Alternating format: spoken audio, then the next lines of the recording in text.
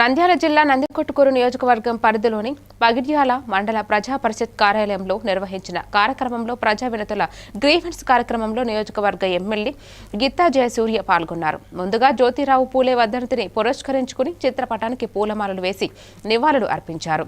అనంతరం ప్రజల నుండి వచ్చిన వినతి పత్రాలను స్వీకరించారు.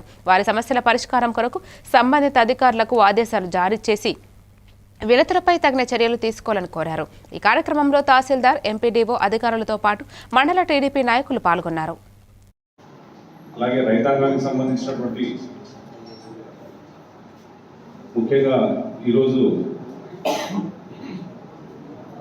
అన్నదాత సుఖీభావ కింద రెండవ విడత డబ్బులను కూడా చెల్లించి రైతన్న నేస్తం అనేది ప్రతి ఇంటికి, ప్రతి సచివాలయ ఎంప్లాయీస్ కావచ్చు, పార్టీ నాయకులు కావచ్చు, గ్రామాల్లో ఉన్నటువంటి పంచాయత్ సెక్రటరీస్, విఆర్ఓస్ అందరూ కూడా డోర్ టు డోర్ దిగాల్సినటువంటి కార్యక్రమాన్ని ఈరోజు దాదాపు 1 వీక్ ప్రోగ్రామ్ ఇచ్చాం.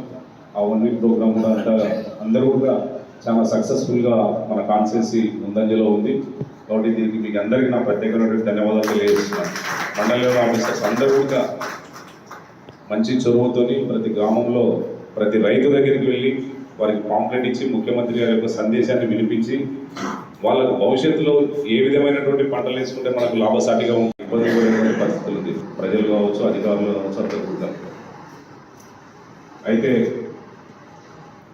గతంలో ఉన్నటువంటి కొన్ని అడ్డంకులన్నీ కూడా తొలగించుకొని ఈరోజు దాదాపు నందికొట్కూరు నుంచి పైడాలకు రోడ్డు శాంక్షన్ చేయించాం. త్వరలోనే కూడా